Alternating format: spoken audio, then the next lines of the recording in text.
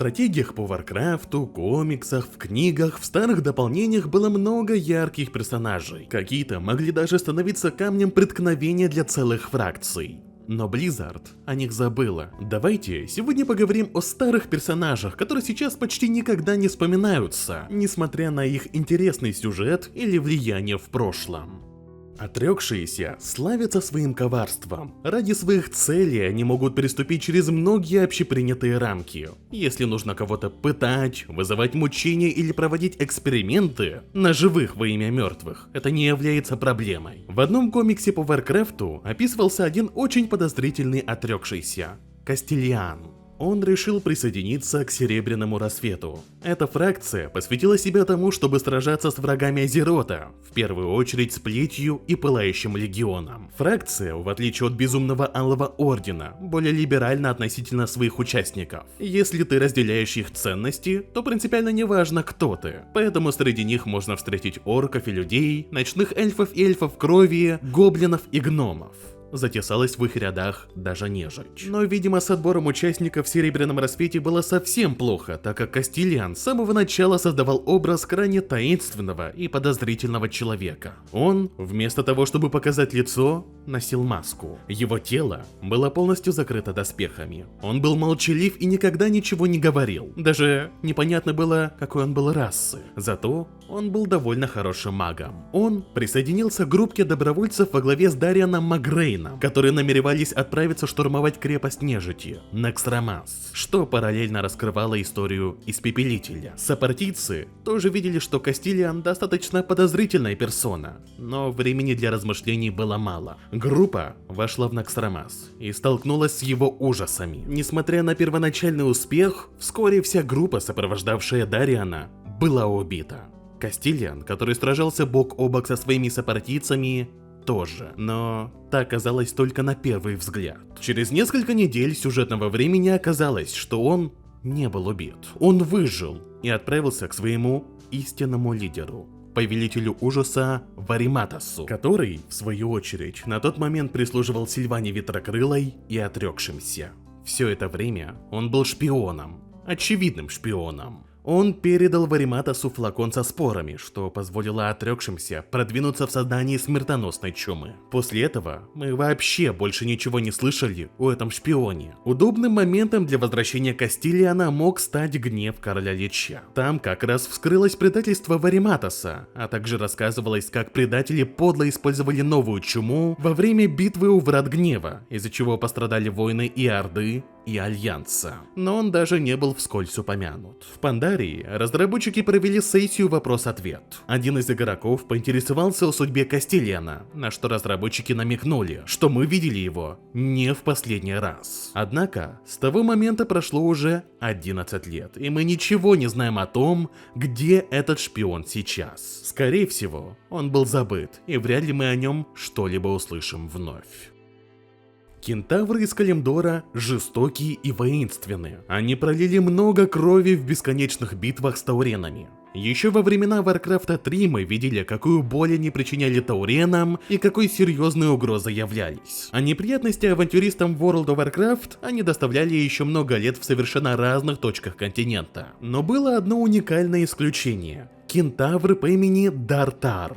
Но нужен контекст. Катаклизм. Смертокрыл пронесся по Азероту и причиняет бедствия по всему миру. Локации разрушены, горят, извергается пламя. На территориях Орды и Альянса начинается хаос, паника и проблемы с продовольствием. Этот хаос нужно было ликвидировать. Для этой цели вождь Орды основывает элитную организацию – Гарат-Кра. Это было что-то вроде отрядов специального назначения, которые из центра отправлялись в разные локации и решали проблемы, возникшие в пламени хаоса. Один из таких отрядов должен был убить Аратоса, лидера нового подвида кентавров, который был мощнее и страшнее уже известных кентавров Азерота. Аратос имел амбициозные планы по захвату всего Азерота, и эту угрозу нельзя было недооценивать. Однако для группы Гарат-Кра кентавры оказались слишком сильным врагом, а одна из битв с ними была выиграна только благодаря одному странствующему орку, который оказался неподалеку.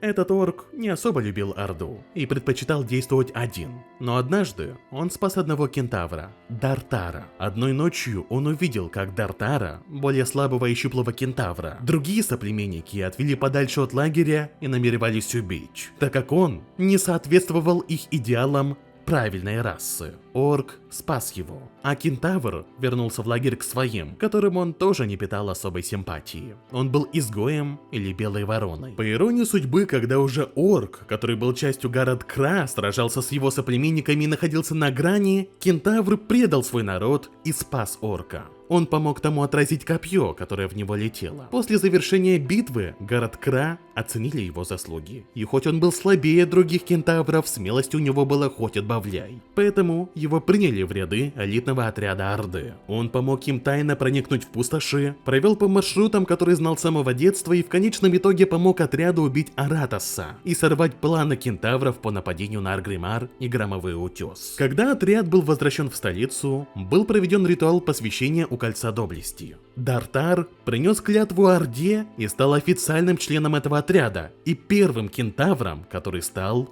частью Орды. В конце он клянется до конца дней слушать фракции и кричит «За Орду!». Несмотря на то, что он стал первым среди своего народа, кто примкнул к Орде, после завершения этой истории мы вообще ничего не слышали о нем. Он даже не появлялся в игре. Впрочем, как и отряды Гарад-Кра. Хотя, думаю, могла бы получиться довольно интересная история о этой персоне. Даларану частенько не везло. Во время Второй войны в Даларан вторглись орки, которые намеревались украсть могущественные артефакты. А во время Третьей войны на Даларан уже напала нежить, которая опустошила город. А еще чуть позже и Архимонд внес свою лепту и потрепал городок своей магией. По итогам Третьей войны часть жителей города стали нежитью. Один из таких – Далар, Ткач Рассвета. В прошлом он был славным архимагом Даларана. В третьем Варкрафте он появлялся случайным героем Даларана в миссии, где нежить штурмовала город. Никаких уникальных диалогов он не имел, просто абсолютно минорный персонаж. Но круто, что разработчики о нем не забыли, так как мы могли его встретить уже в World of Warcraft в качестве нежити. После того, как армия Артаса его убила, он был воскрешен и теперь является квестодателем в одной из локаций. Однако, особых чувств к своим старым товарищам он не испытывает. Допустим, в одном из заданий он просит убить Рилоса, хранителя сокровищ, который тоже был в Даларане, когда Артас пришел уничтожать город. Только если Далар находился в черте самого города, то Рила сражался с нежитью за пределами Даларана. Более того, Рила, согласно квестам, являлся учеником Далара. Ему удалось избежать смерти, но в катаклизме его убили герои по приказу его же учителя. В других заданиях он также просил убивать жителей Даларана, а также винил их в том, что с ним стало. Сейчас этот безумный бывший член Киринтора все так же обитает в Серебряном Бару. С момента катаклизма мы больше ничего о нем не слышали. Зато в Легионе появился еще один андед, который самолично застал вторжение Артаса. Старик Филмов. На момент вторжения он несколько десятилетий жил в городе. После он исчез. Что он пережил, неизвестно. Затем он таинственно вернулся. В этом странном и абсолютно внезапном возвращении мы узнаем о другого NPC. Далее цитата. «Прошли годы, и мы переместили весь город в Нардскол.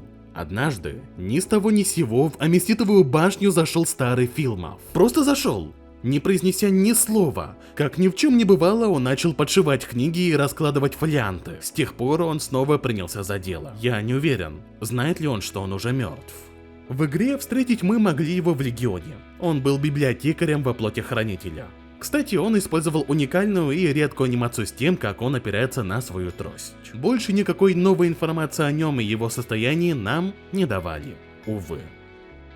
Детство Трала было печальным. Он рос без родителей в крепости Блэкмора. Но во всей этой истории часто упускается один персонаж – человек по имени Торетто Фокстон. Торетто и Трал, можно сказать, росли почти вместе. Впервые они встретились, когда Трал был ребенком, который толком даже и есть не мог. Она убедила стражника в том, что он не может есть мясо, которое ему пытались давать, и вместо этого ему нужно что-то другое, вроде молока. Она воспринимала маленького Трала как своего младшего брата, несмотря на то, что отношение к оркам тогда было весьма негативным. Когда она подросла, а юный Трал стал вынужденным слугой и пленником Блэкмора, им удавалось тайно встречаться и вести вести переписку. Еще годы спустя карты легли так, что Торетто стала любовницей Блэкмора. Ей это не нравилось, но ничего поделать она не могла. В будущем именно она помогла Тралу сбежать из крепости Блэкмора и обрести свободу. Она подожгла лагерь, создала хаос, выпустила заточенных животных, а также дала ему амулет, который позволил бы им связаться в случае чего. В этой суматохе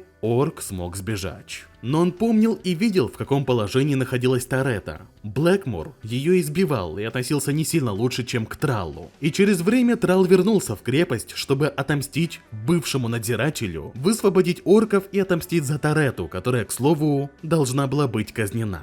К сожалению, она была убита и обезглавлена. Тралл отомстил за нее и впервые за долгое время погряз в эмоциях. Эта девушка была буквально единственным другом орка. Она сделала много для него и впоследствии для Орды. Он считал ее чуть ли не своей сестрой. В Варкрафте с ней было связано пару заданий. В Ваниле Тралл просил добыть ожерелье, которое она когда-то носила. Несмотря на то, что этот персонаж реально повлиял на очень многие события в Азероте, произошедшие после побега от Блэкмора, она была давно забыта, как и судьба ее семьи. Мы не знаем, что с ними стало после тех событий. То самое ожерелье, которое игроки выбивали у бандитов в Ваниле, было прежде по приказу Тралла отдано родителям Торетты. Есть предположение, что возможно они были убиты незадолго до событий Ванилы, но ничего более мы о них не знаем, хотя тот же отец был одним из тех, кто вообще обнаружил Тралла, когда он был ребенком, а его жена стала кормилицей будущего вождя Орды. В темных землях в файлах игры появился NPC по имени Торетто Фокстон. Возможно, разработчики хотели вернуть ее в мире мертвых и вписать какую-то сюжетку, как она взаимодействует с Траллом. Но, к сожалению, ее персонаж так и не появился в дополнении. Многие помнят мастеров клинка и стратегии по Варкрафту. Это славные воины, которые искусно сражаются. Они проходят долгое, изнурительное обучение. Но, к сожалению, их количество очень невелико. Многие из них принадлежали клану Пылающего Клинка. Они сражались с орками бок о бок во время Первой и Второй войн в Азероте. Но война их потрепала, и многие были убиты. Ко Второй войне это уже был не клан, а скорее братство. Они стали более безумными и перестали подчиняться общим правилам. А к моменту Третьей войны остатки клана поглотила и развратила демоническая сущность. Многие примкнули к Пылающему Легиону и стали врагами для Орды. Немногие сохранили самообладание и поклялись освободить свой народ от демонического влияния и примкнули на службу к Траллу. Одним из них был Самуро, легендарный мастер клинка. Он помог героям Орды разобраться с угрозой Култираса. Напомню, что Култирас, несмотря на шаткий мир, который становился между людьми и орками, решил устроить военную кампанию против Орды. Они построили крепость прямо в Дуратаре и намеревались сокрушить новообразованную фракцию. Самуро заложил взрывчатку на базе Култираса и помог Риксару уничтожить людишек, после чего он ушел в закат и продолжил свой путь одинокого самурая. Забавно то, что разработчики придумали образ Самуро задолго до выхода игры. Первый концепт-арт с ним появился в 1997 году и послужил основой для дизайна Самуро и в целом мастеров клинка. Изначально это был орк для игры в ДНД одного из художников Blizzard, но его образ так понравился разработчикам, что его воплотили в реальность. Через 2 года мастера клинка получили более грозный и современный облик, который уже больше напоминал то, что мы увидели в игре. Что случилось с Самуро после помощи Риксару, остается тайной. Мы не встречали его в World of Warcraft, разве что была одна небольшая отсылочка к нему в виде одного NPC, но не более того. Через почти 12 лет после выхода World of Warcraft, Самуро внезапно появился как персонаж игры Heroes of the Storm, где у него была пара эпичных цитат и даже уникальное взаимодействие с Риксаром, которому тот когда-то сюжетно помог. Возможно, мы когда-нибудь встретим Самуро и в World of Warcraft, так как он, судя по всему, не умер и продолжает свой путь странника. У тех остатков клана Пылающего Клинка, которые примкнули к Траллу, дела тоже шли не очень. Мы встречали их немногочисленные лагеря и даже в заданиях им помогали разобраться с их развращенными собратьями, но уже было очевидно, что клан медленно умирает. Со временем предатели из клана, которые в прошлом примкнули к Легиону, были истреблены. Лишь немногие остались служить Орде. В Dragonflight'е лидером клана стал Лантрезор, орк, который был забыт Blizzard почти на 12 лет. Игроки впервые встретили этого орка в Запределье. Он когда-то участвовал в кампаниях на Азероте, но после предпочел вернуться в родной Награн. Он был старейшим мастером клинка. И вот, внезапно, он вернулся в Драгонфлайте после многих лет отсутствия хоть каких-либо вестей и стал главой Пылающего Клинка. По его словам, Пылающий Клинок совершил много плохих дел в прошлом и не заслуживает той чести, которая им предоставлена. Их клан обязан увянуть и умереть. Ну что же, по сути на этом все. Благодарю вас за просмотр. Удачи!